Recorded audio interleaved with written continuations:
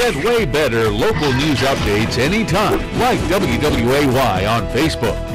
Now, here's Chief Meteorologist Scott Dean with your forecast first.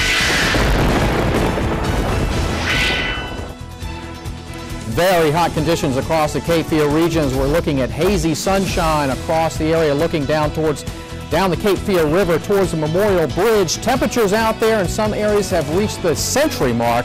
Now 101 over towards Lumberton. Earlier today, the Wilmington Airport made it up to 99, 1 degree away from the record of 100 set way back in the 1800s. And you can see some areas are still right around 100. That's the air temperature. It feels even hotter than that, and it looks like even warmer temperatures tomorrow, and for that reason, the National Weather Service has extended the heat advisory through tomorrow. When we finally see a break in the heat, and watch out, the tropics are starting to heat up. We'll let you know where the latest system is and where it's headed coming up in just a bit. WWAY News Channel 3 at 5 starts right now.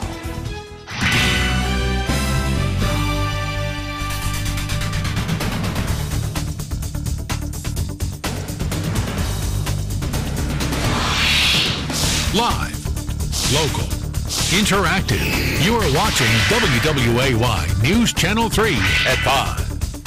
We have somebody shark attack. Now on WWAY 5, the very latest on not one, but 2 shark attacks in Oak Island yesterday. Thanks for joining us tonight. For your news at 5, I'm Daniel Siemens.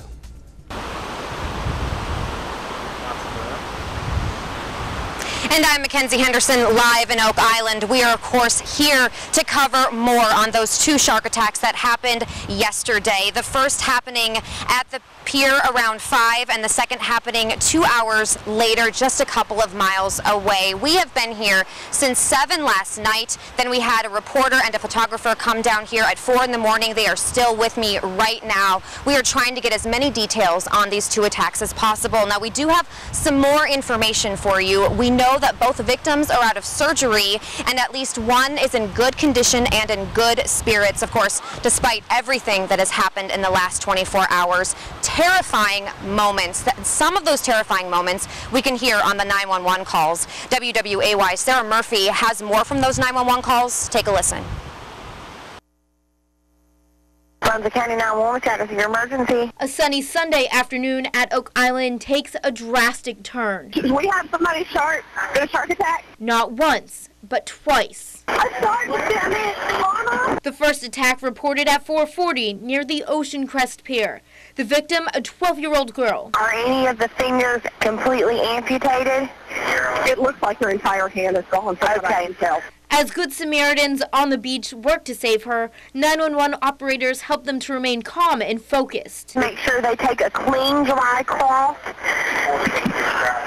and wrap it around the room and place pressure on it. Emergency crews rushed to her side while more frantic calls poured in of a second attack just miles away from the first. Is there serious bleeding? I got you. I'm watching. Yes, it's just an attack. Okay. Is he alert right now?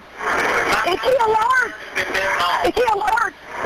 He's alert. Again, folks on the beach rushing to the 16-year-old boy's side. He's got 3 people around him that's holding pressure to his arm. While emergency crews made their way to come to his aid. And keep reassuring him that help is on the way to him, okay? Both victims losing limbs in the attacks, but their lives saved thanks to the quick action of these people on the beach. In Oak Island, Sarah Murphy, WWAY News Channel 3. And county and town leaders say the quick actions from those bystanders, probably saved those 2 people's lives. And the mother of the male victim issued a statement this afternoon saying, quote, "I would like to thank everyone who has cared for my son, from the people who saved him through their quick actions on the beach to the transport crew, emergency department team, doctors and staff here at New Hanover Regional Medical Center. I appreciate all of their efforts." Now, these incidents happening just miles apart, just hours apart, like I said before, very, very strange. WWAY senior reporter Alexa Block joins me now. You have been here since 4 in the morning talking with beachgoers, seeing what their reaction to this is so far, and what has been the reaction. Mackenzie, I have to say that people are on high alert, and accidents that happen in these waters right behind us have got people very concerned, on high alert, especially parents. You know it can happen, but you never think it will happen. Disbelief, shock, are some of the words that can describe how people are reacting to the recent shark attacks on Oak Island. But you don't think it's going to happen. And then when we actually heard it did happen, you know, it was just total devastation. Beverly Garrett, a mother of teenagers, says she isn't taking any chances after the recent shark attacks. I pretty much told my kids not above their knees. And while some are monitoring conditions in the water, others are just staying out of the water altogether. We're out here we have some little ones out here on the beach. We're enjoying the sand, but you don't see anybody offshore today. We're all playing it pretty safe. Especially with my little girl and all, don't know how far we can really take her out. Safety is one of the main concerns following the attacks, not just for citizens, but county and town officials. Oak Island Fire Chief Chris Anselmo says the waters are safe. When I swim in the water, I would swim in the water today. Besides being more cautious near the ocean, Garrett has taken away another lesson from these attacks. I still love the beach, but I guess this is so close, I have a bigger respect for it than I originally had even thought. Now, town manager of Oak Island, Tim Holloman, told me that they can't close the beaches, but there are things that people can do to stay safe in the waters, like not swimming their fishing boats, trying to swim with a buddy at all times, and stay away from that dirty, murky water. Now, later, more on the helicopter patrols and the boat patrols, and I'll tell you about what people think about lifeguards. Okay, wow, thank you so much, Alexa. Definitely a traumatizing day for everyone involved, obviously, especially for the victims. We will be out here throughout the evening giving you updates, but for now, I'm going to toss it back to the studio. Daniel Siemens, back to you. All right, thank you, Mackenzie. On our Facebook page, we want to know what you think about getting in the water. We're asking, how do Sunday's shark attacks affect your decision to swim in the ocean? Visit our Facebook page to cast your vote and see if others feel the same way. There was a death on the water today, this time in Bladen County, where the sheriff's office says a child drowned at White Lake. County Emergency Services Director Bradley Kinlaw says the child was pulled from the water near Camp Clearwater around 12:30 p.m. He says a Good Samaritan performed CPR until emergency workers got there and took the child to the hospital. No other details are available at this time. A memorial service for a girl killed in a zipline accident last week was held in Wilmington today. 12-year-old Bonnie Sanders Burney, who went by the name Sanders, died Thursday at Camp Cheerio in Allegheny County. St. Mark Catholic School held a prayer service for her Friday. Principal Mary Myers says Sanders' smile will stay in their hearts forever. Sanders was a very special child. She had an infectious smile. She would make it a point every day to come and say hi to me. And you always knew where Sanders was because she was just vibrant and just spilling over with happiness and joy. And she's just somebody that everybody knew and loved at St. Mark. Myers says the school is thinking about creating a scholarship in Sanders' memory. A meth lab in Carolina Beach led to the arrest of this man. 32-year-old Zachary Downs is in jail charged with manufacturing and possession of meth, among other drug-related charges. Carolina Beach police say they found the meth lab Thursday at 104 Winter Avenue. Downs is in jail under a $500,000 bond. A budget plan from the North Carolina Senate would not increase funding for the state's film grant program. The plan, unveiled in Raleigh today, earmarks $10 million for film grants. The House of Representatives this spring proposed spending $40 million on film. The full Senate is likely to approve its budget by the end of the week. The State Port of Wilmington has a new look in Viva today, inflating the first of two 17-story domes at the port. These domes will store 45,000 metric tons of wood pellets once it's operational. The company says it took about 3 hours to inflate it. A second dome will be inflated at the port in 6 weeks. These domes are a part of Enviva's $150 million investment in eastern North Carolina. It is one of the surest signs of summer when Wilmington's city pools open, and that day was today. The city's 3 public pools are now open full-time for summer. All facilities are handicap accessible and have lifeguards on duty at all times. Admission is $1 for kids, $2 for adults. It's free at the North Side Splash Pad. The pools are closed, though, on Sundays. Scott's up next with how long this heat wave will last this week, and still ahead, team coverage continues as we speak with experts about the Oak Island shark attacks. Plus, new developments in the NAACP chapter president causing controversy in Spokane, Washington. Have you heard about Ashley High School's principal? He's headed to another school. And some folks have to watch the skies as they head out to work. Someone's feathers have been ruffled. You're watching WWAY News Channel 3 at 5 with Daniel, Mackenzie, and Scott with weather. Now, Chief Meteorologist Scott Dean with your Storm Track 3 forecast. Well, we knew it was coming, and boy, it is hot outside. Meteorologist Scott Dean joining us to talk about the heat wave we've got. Yeah, we just missed a record today by 1 degree. This record goes all the way back, I believe, around 1880. Okay. So that was before the airport was around, obviously, because the airplane had not been invented yet. But yeah, an old record, so you get an idea this is some extreme heat that we usually feel later on. In fact, we're officially not even into summer right now. As you can see, a lot of clear skies out in the ocean right now on our tower cam over Frying Pan Tower. Frying Pan Tower, yeah. All right, let's go ahead and take a look at what's going on right now as we have temperatures still very, very hot. We've dropped a couple degrees back down to 97, but the dew point has come back up, and I expect that dew point, the measure of moisture, to stay in the low 70s as we head through the evening. So when you factor in a temperature of 97 with a dew point of 72, this is what it actually feels like, 106. That's dangerous heat out there, and relative humidity, you might think that might be higher, around 90%, but when the heat is this hot, when the temperature is this high, it can hold a lot more moisture. So the relative humidity actually drops a little bit, but this is the key number here, the dew point in the low 70s. That's a lot of moisture in the air. So here the temperatures still around 100 over towards Holly Shelter, the Game Preserve.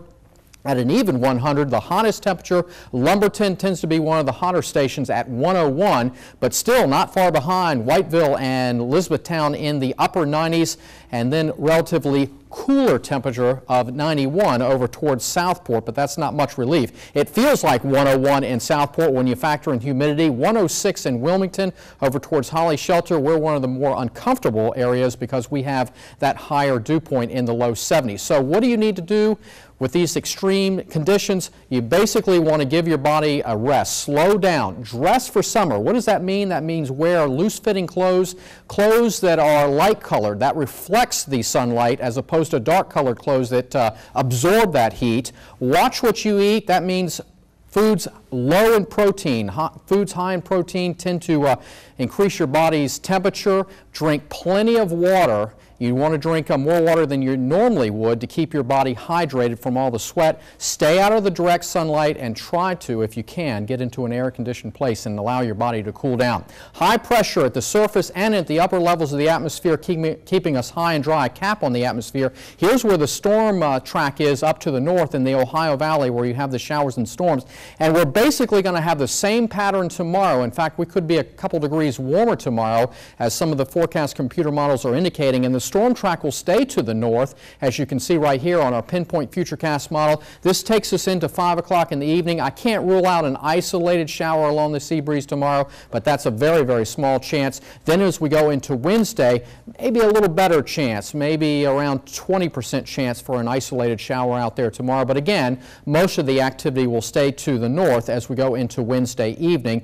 But then we start to see a change in the pattern. This big upper level high will start to flatten out and break down a little bit as we go later on in the week. As you can see, the high begins to shift farther to the south, and that will ease those temperatures back down into the 90s. Still above average, but not quite as extreme, into the lower 90s on Thursday. So that's certainly some good news, and also our chances for showers will begin to go up as well. All right, let's look at the tropics, because we have a system that started to develop over towards the Yucatan Peninsula. Now it's moving into the western Gulf of Mexico. This system is getting better organized, but still not a named storm. It does have winds of around 45 miles an hour, but the hurricane hunters did not find a well-defined circulation. This looks like it's going to be headed towards the Texas coast, the last place it needs to go, because those folks have had so much heavy rain, but it looks like the system will ride around the upper level ridge into the Ohio Valley and have no effect on southeast North Carolina. Here's the forecast for the beach tomorrow. Highs hot in the low 90s, a slight chance for a sea breeze shower. Water temperatures in the low 80s and the waves around 1 to 2 feet. UV index over 10, so wear that sunscreen. So these are Wilmington temperatures. We're going to go with a high of around 100, but areas inland will probably be around 102 to 103. When you factor in the humidity, it's going to feel like 105 to 109 out there, so you don't want to take it slow again tomorrow. There's the record. I think we're going to break that record of 98. That's set back in, I believe, 1993, and then the record on Wednesday goes back to the 1800s. Don't think we'll break that one, but you see those temperatures starting to back off a little bit. Yes, sir. All right. Well, Scott, thank you, sir. The GOP field for presidential candidates continues to grow. We've got highlights from Jeb Bush's big announcement today, and she's now in court as day 10 of the manhunt continues. The latest on the hunt for 2 convicted killers as the woman at the center of the investigation goes before a judge. The woman at the center of that elaborate prison break in New York was back in court today. Her appearance comes on day 10 of the manhunt, and as the New York governor announces a new investigation into the escape. Elizabeth Herr has tonight's Nation Watch. With her hands in cuffs and her head down, Joyce Mitchell, now in this prison jumpsuit, was led back into court this morning and stood before a judge accused of smuggling contraband into the prison and offering to drive the getaway car. Bail has been set at $100,000 cash, $200,000 bond on the felony. The 2 killers, Richard Matt and David Sweat, are still on the run after pulling off an elaborate escape 10 days ago. Prosecutors now revealing Mitchell's interaction with Matt. Her comments were, you know, he was paying attention to her. He was talking to her. He was being nice to her. The 51-year-old prison worker has now been charged with smuggling speed bag, boxing gloves, and lighted glasses that may look like these into the prison last fall, then supplying the blades and cutting tools Matt and Sweat used to break out of their cells.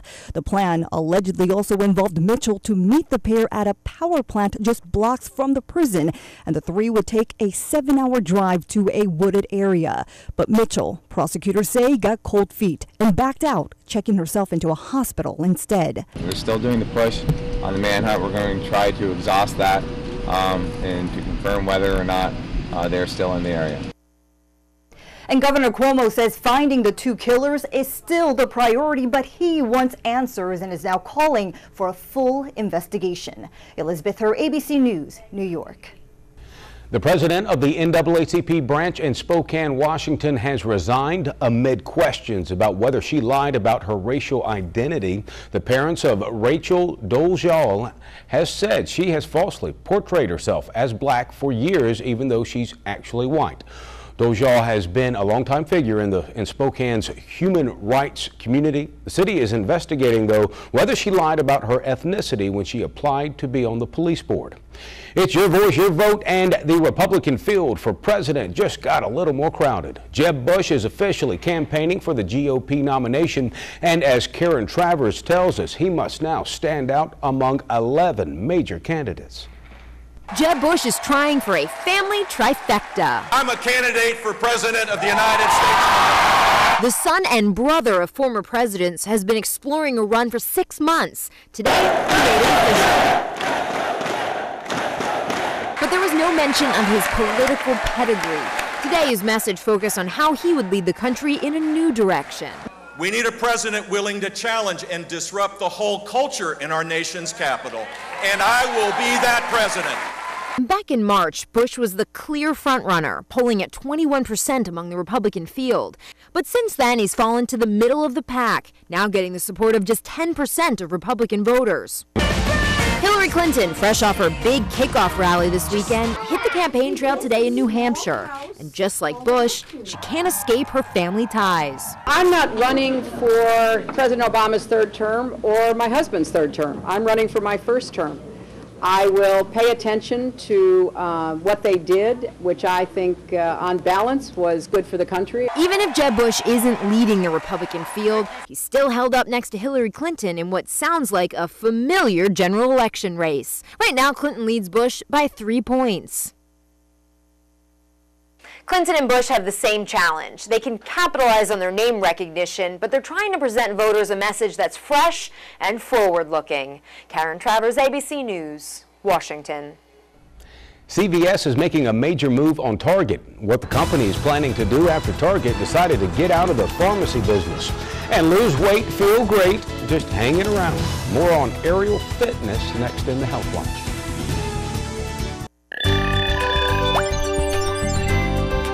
Popularity. As Holly Furfer shows us, it's not that hard to glide through the air and get a great workout at the same time. Here's tonight's Health Watch.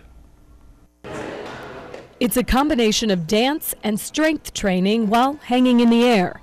It's called aerial fitness. It takes you back to a childhood time where you're exploring, you're swinging, you feel weightless a lot of the times, and that's something adults don't get to do very much. Participants hang from long fabrics called silks. But don't worry, just like anything else, you don't start at the top.